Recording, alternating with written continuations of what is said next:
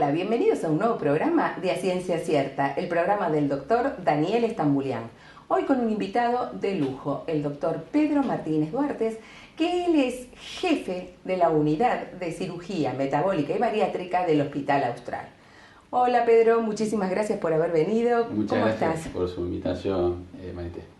Bueno, Pedro, vamos a empezar con ¿qué es la obesidad? ¿Es una enfermedad o no? Bien, está clarísimo que desde el año 1950 se estableció que la obesidad es una enfermedad. Es una enfermedad que es crónica, que es incurable, que tiene como característica un exceso de tejido graso disfuncional que conlleva a múltiples comorbilidades. No es simplemente el exceso de peso. El exceso de peso. Estas comorbilidades, como llamamos, o enfermedades asociadas a la obesidad, pueden ser la diabetes tipo 2, hipertensión arterial, problemas cardíacos también. Apnea, exacto, problemas cardíacos, apnea del sueño, que a lo mejor la gente no sabe qué es la apnea del sueño. Es esto cuando estás durmiendo durante la noche y haces como una pausa respiratoria y generalmente lo diagnostica la pareja o el que está al lado. Exacto, porque se asusta, lo golpea, ¿no? Por ahí aprovechan, ¿no? Para pegarle. Sí, pero eso es la apnea del sueño, que conlleva a otras complicaciones como por ejemplo accidente cerebrovascular, hipertensión. Otras enfermedades como el hígado graso.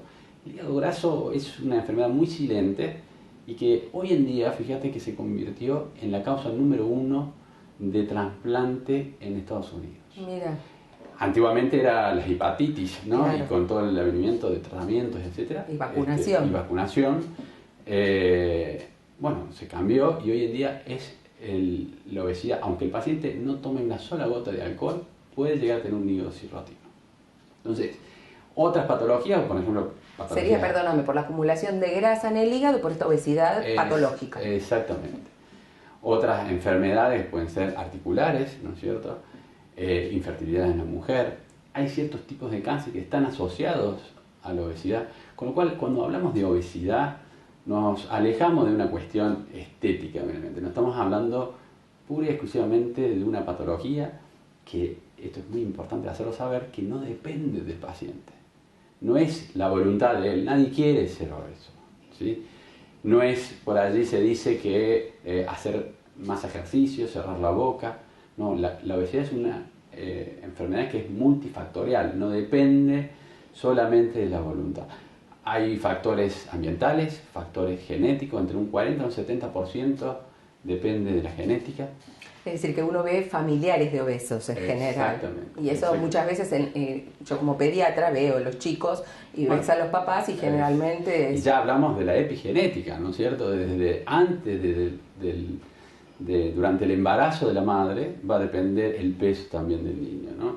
Nuestras descendencias, venimos de españoles, italianos y tenemos una cultura de muy rica de comida, entonces tienen grasas, ¿no? Y esto hace que hoy en día se haya convertido en la segunda causa de muerte prevenible en el mundo. Primero es el cigarrillo y después es la obesidad. Y creo que vos dijiste una frase que es muy importante. Vos dijiste, no es una cuestión solamente estética, porque ahora se pasa mucho por lo estético. Exacto. Y como vos decís, uno tiene que tratar de disminuir esta posibilidad de obesidad por el hecho de que puede producir patología.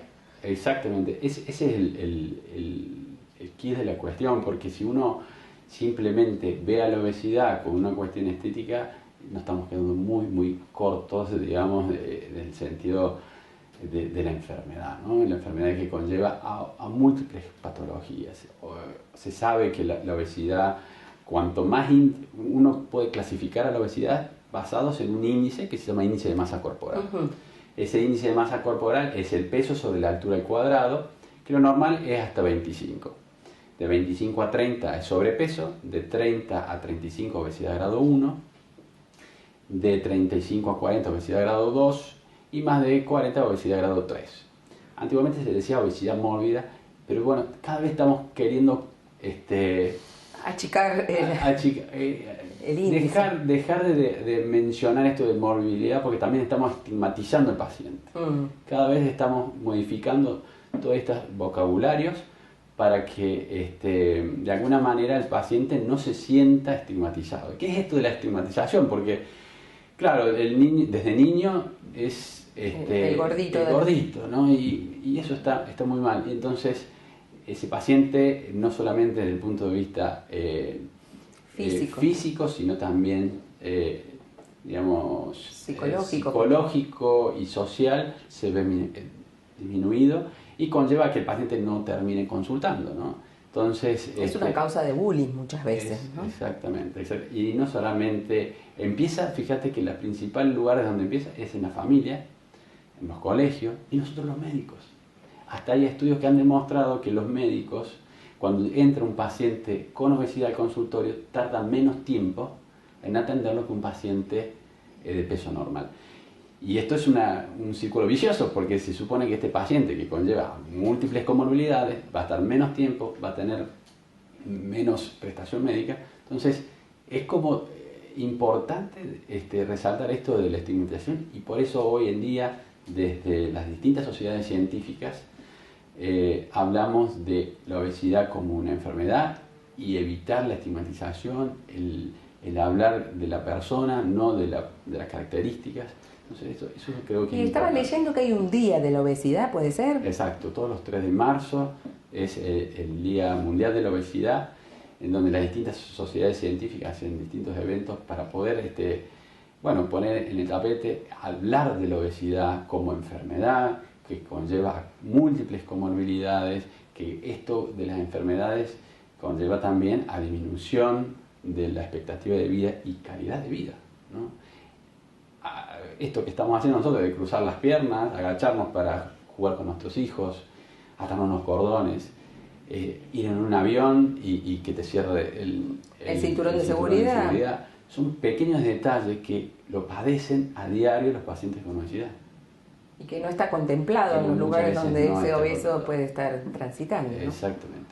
Y esto lo conlleva de vuelta a la estigmatización, y se cree que el paciente obeso es una persona vaga, haragana. Inclusive en los trabajos se la estigmatiza y dice, no va a trabajar. Entonces, tenemos que cambiar nosotros también, los pacientes que no padecemos esta enfermedad, ¿sí?, para poder ayudarlos, ¿sí?, a tratar esto realmente como lo que es. Y vos dijiste al principio que era una enfermedad crónica incurable, ¿es así? Sí, porque genéticamente está predispuesto, y nosotros, como por ejemplo con distintos tratamientos, podemos ayudarles, darles herramientas para que bajen de peso, pero toda su vida van a tener que estar cuidándose, ¿sí? Van a tener que estar cuidándose, porque la tendencia es volver a un estado de equilibrio que su cuerpo consideraba que era normal, porque está tratando de evitar tener, digamos, momentos de ayunos prolongados. Entonces, como en la prehistoria, ¿no es cierto? Entonces estábamos seteados en la prehistoria, teníamos que salir a cazar para poder comer, entonces había un gasto energético determinado. Bueno, esto ha hecho que la obesidad, ese set point que le llamamos, ese estado de equilibrio, el organismo tienda siempre a buscar retornar a ese peso que él considera que es normal. Y obviamente que es patológico. Exactamente. Y el ejercicio, vos dijiste que puede ayudar, pero que tampoco es la panacea, pero sí ayuda. Por supuesto que toda actividad, buenos hábitos y la actividad física es la base del tratamiento, pero siempre entender que esto debe ser abordado en forma integral, multidisciplinaria y transdisciplinaria, ¿no? Debe haber distintos actores, como psicólogos, psiquiatras, médicos clínicos, diabetólogos, endocrinólogos, los cirujanos bariátricos, y todos en forma conjunta ver al paciente como un todo, ¿no es cierto? Y buscarle distintas alternativas terapéuticas que existen para poder darle lo mejor a ese paciente. Viste que generalmente te proponen en los medios televisivos, radiales, etcétera, a veces curas mágicas para la obesidad, bajar de peso, baje 30 kilos en mediodía. Entonces, ¿vos qué opinas de esto y qué consejo le das a las personas de esto?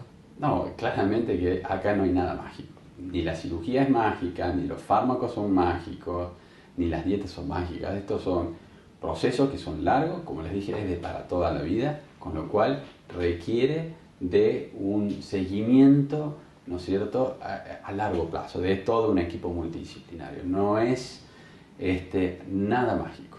Eso tienen que saberlo muy bien.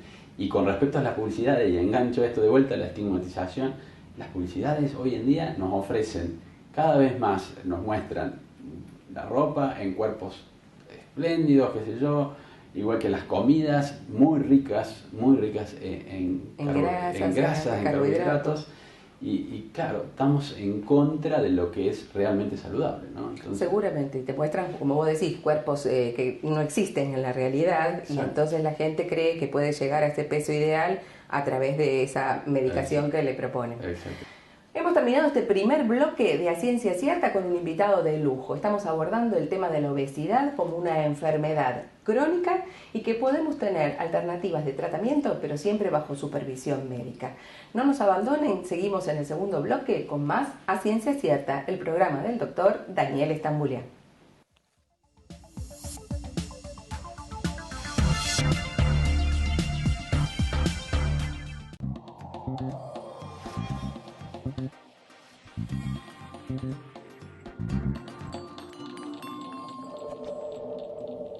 Muchos caminos por recorrer, destinos a los que llegar, lugares por conocer. Todo gran viaje comienza en Espasa.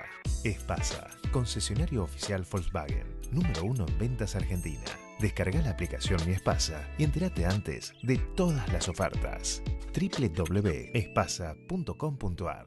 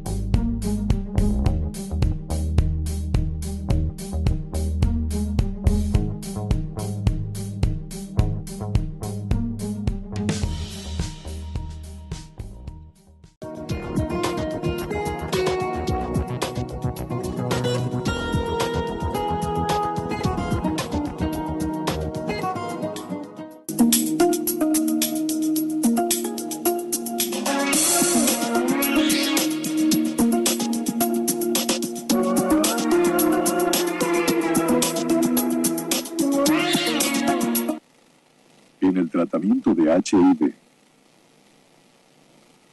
Laboratorios Richmond. Ayudamos a vivir más y mejor. WeCare es una residencia premium para adultos mayores con la dirección médica del Dr. José Ricardo Jáuregui. Nuestro equipo brinda atención personalizada con propuestas terapéuticas de vanguardia. Es un espacio privilegiado, protegido y amigable. Quienes eligen residir en WeCare eligen cómo vivir cada día porque los cuidados están centrados en sus preferencias. Estamos en este bellísimo gimnasio de WeCare de rehabilitación funcional, pero hoy nos lleva algo increíble que es la resistencia y cómo trabajarla. ¿Por qué? Yo les cuento el caso de mi madre. Se levanta de la cama y se agota, sube la escalera y se cansa, quiere caminar una cuadra, producto de que tal vez no haya trabajado esto y el adulto tiene la tendencia a querer quedarse sentado. Perfecto. ¿Cómo lo ves? ¿Qué sugerencias nos podés dar? Es típico de lo que suele pasar porque aumenta el sedentarismo en los adultos mayores y para eso tenemos que trabajar de forma aeróbica, ¿sí? Eso nos aumenta la capacidad cardiovascular, por ejemplo, empezar progresivamente con una cuadra, 2 cuadras, Claro. ¿sí? Ir progresando eso semanalmente. Después podemos trabajar con una bicicleta, por ejemplo, fija. Después si tenemos una bicicleta salida a la calle, dependiendo obviamente. Y también se puede hacer con una cinta en una caminadora. Perfecto, entonces el mensaje es claro.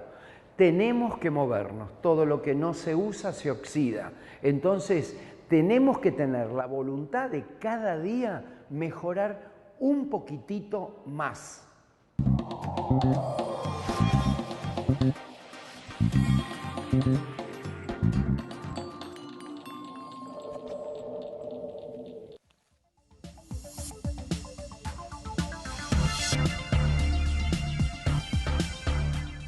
Hemos regresado en este segundo bloque de A Ciencia Cierta, el programa del doctor Daniel Estambulián, y hoy con un tema de lujo, la obesidad, y qué tratamientos alternativos tenemos frente a ella. Pedro, habíamos quedado entonces que habíamos repasado la obesidad, que es una enfermedad, todo lo que puede producir, hablamos de tratamientos, ahora vamos a abordar algo que también se habla mucho, que son las cirugías de la obesidad. ¿Qué consiste esto? Bueno, la cirugía de la obesidad o cirugía bariátrica es un tratamiento quirúrgico a través de lo cual hay distintas técnicas. Esto, un dato histórico que a mí me gusta explicar a los pacientes, es que desde el año 1954 que se viene haciendo cirugía bariátrica. No es algo nuevo. Porque parecería ser algo sí, reciente. El primer bypass gástrico se hizo en el año 1966, Mason en Estados Unidos. Y a raíz de distintas evoluciones de innovación tecnológica y sobre todo la laparoscopía, ha hecho que la cirugía bariátrica haya crecido muchísimo. La cirugía, como te decía, hay distintas técnicas en donde consisten básicamente algunas, como por ejemplo el bypass gástrico, en reducir el tamaño del estómago y que tenemos una capacidad aproximada de 2 litros, reducirlo a más o menos 50 centímetros cúbicos.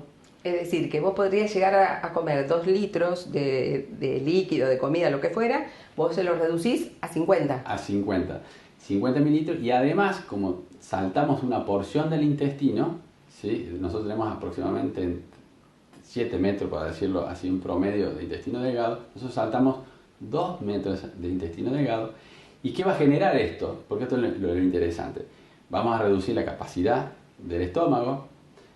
Después te voy a contar qué pueden comer, porque dicen 50 mililitros. Eso te iba a decir yo. ¿Qué hago? Parece una tacita, media ¿Tengo tacita. que licuar la comida? No, ya le voy a explicar. Ajá.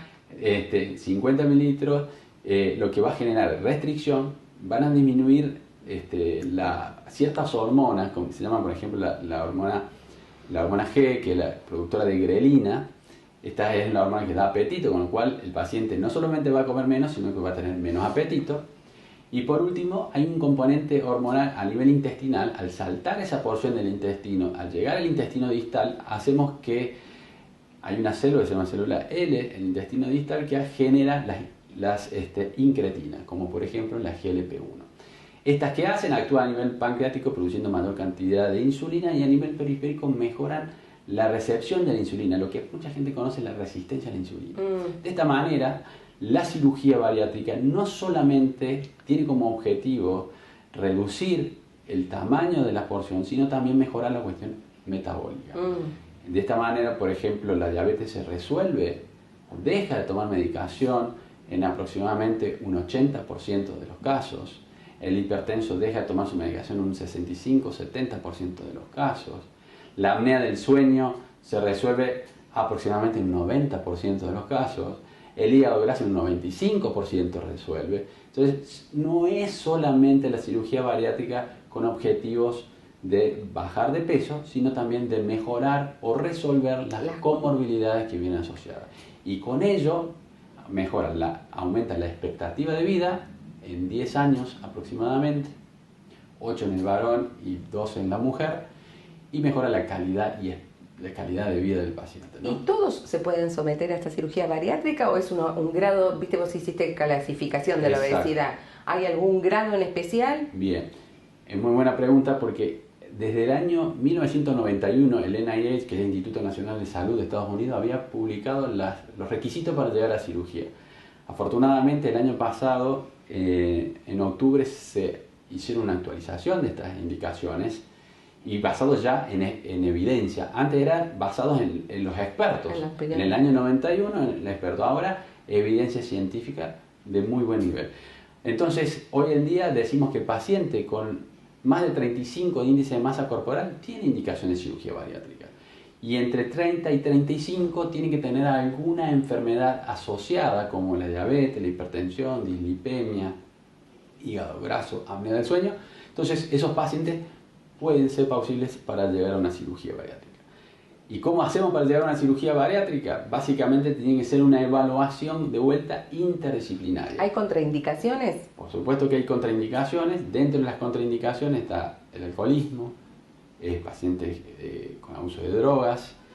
Hay se tiene que diagnosticar que no sea alguna causa secundaria de la obesidad y tiene que haber intentado, ¿no es cierto?, tratamientos no quirúrgicos previamente. Exacto, es decir, que primero empiezas con el tratamiento médico, si eso no funciona, Exacto, se pasa al tratamiento quirúrgico. Dentro de los tratamientos médicos tenemos dieta, ejercicio, cambio de hábitos, medicamentos. Hoy en día tenemos mucha medicación que cada vez son mejores, ¿no? Y se acercan a los resultados, por ejemplo, de los balones intragástricos. También es otra alternativa antes de llegar a la cirugía. En algunos casos, hoy tenemos, por ejemplo, un balón que es digerible. Antes necesitábamos hacer una endoscopía para poner un balón y hoy en día ya es como una especie de píldora o una aceituna. Se traga, vemos radioscópicamente que llega al estómago, esto está conectado a un tubito, inflamos a través de ese tubito, Ajá, unos 550 centímetros cúbicos dentro del estómago y esto va a generar un aumento, una disminución de la capacidad y un aumento de la saciedad. ajá. Entonces, tenemos distintas herramientas antes de llegar a una cirugía. Básicamente eso. ¿Y tiene complicaciones esta cirugía? Sí, claro que tiene complicaciones. Antes de entender, hablar de las complicaciones, me gustaría hablar cómo prepararse para llegar a una buena cirugía. Hoy en día en Argentina tenemos la Sociedad Argentina de Cirugía de la Obesidad, un programa de excelencia, de programas de centros de excelencia, en donde el objetivo es contar con profesionales, no solamente cirujanos, sino nutricionistas, psicólogos, psiquiatras, clínicos, que todos puedan hacer un abordaje tanto en el preoperatorio como en el posoperatorio de ese paciente. Entonces, eso es una de las claves de tener buenos resultados a largo plazo. Entonces, dentro de esa preparación, el paciente se le va a pedir que reduzca de peso entre un 5 y un 7% antes de la cirugía. Se piden muchos estudios para disminuir los riesgos intraoperatorios, llámese eléctrico, cardio, le vemos un cardiólogo, le vemos un inmunólogo, le hacemos hacer endoscopías, análisis de todo tipo. Entonces, el paciente va a llegar de forma segura a la cirugía.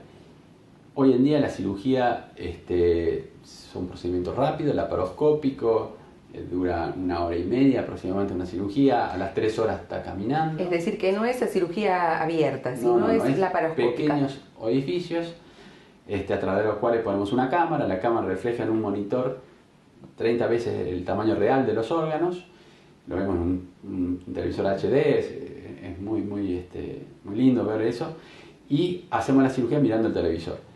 Eso hace que los riesgos disminuyan, ¿no es cierto? Hay protocolos de que el paciente a las 3 horas ya esté caminando, a las 6 horas está tomando líquido y al día siguiente se va a su casa. Hoy en día ni siquiera dejamos drenajes.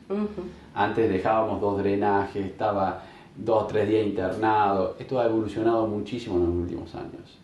Entonces, es decir, todas estas herramientas han hecho que las complicaciones se hayan disminuido en menos del 1%.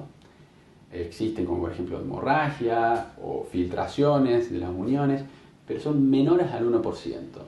Y también hay mortalidad, y eso hay que sabérselo, hay que decirlo, y es hoy en día en los centros de excelencia menor al 0,1%. Es decir, es más riesgoso tal vez operarse hoy en día de una vesícula en forma laparoscópica que operarse de una bariátrica. Entonces, ¿existen complicaciones? Sí, pero son mucho menores que las complicaciones que puede tener la obesidad con sus comorbilidades y enfermedades asociadas. Y un breve comentario acerca de, estabas hablando de que no tiene que comer todo licuado. ¿Qué pueden comer? Bien, los primeros días son líquidos, por supuesto, los primeros 10 días, y después empiezan con procesados 2 semanas, y ya a partir de los 30 días ya empiezan a comer distintos grupos alimentarios hasta llegar al tercer, cuarto mes, que ya empiezan a comer lo que come todo el mundo, pero en porciones más pequeñas. Ajá. Para hacerlo gráfico, una porción y media de pizza, 1 o 2 empanadas, ese va a ser el tamaño de ese pequeño pouch que decíamos que era de 50 mililitros. Sí. Bueno, es decir, que se produce como una saciedad natural, no necesita estar restringiéndose, sino que lo siente que ya está saciado. Y como digo, a veces cuando vos te olvides que tenés la cirugía te va a hacer acordar que tenés una cirugía, porque claro, vas a comer de más y vas a tener una sensación de náusea, de vómitos. Entonces, de esta manera te va a ir moldeando la cirugía, ¿no? Bueno, Pedro, fue un gusto, te vamos a volver a invitar porque realmente fue un tema muy apasionante, así que muchísimas gracias. No, gracias a ustedes por la invitación. Hemos llegado al último bloque de A Ciencia Cierta, el programa del doctor Daniel Estambulián. Y parafraseando al doctor Estambulián, ¿qué nos enseñó el invitado? Que la obesidad es una enfermedad grave que debe ser consultada, porque no solo es un problema estético, sino también que trae aparejado hipertensión, problemas cardiovasculares, articulares, etc. Por eso, lo más importante es consultar precozmente para tomar la mejor decisión de nuestro tratamiento. Muchas gracias y será hasta el próximo capítulo de A Ciencia Cierta, el programa del doctor Daniel Estambulián. Gracias.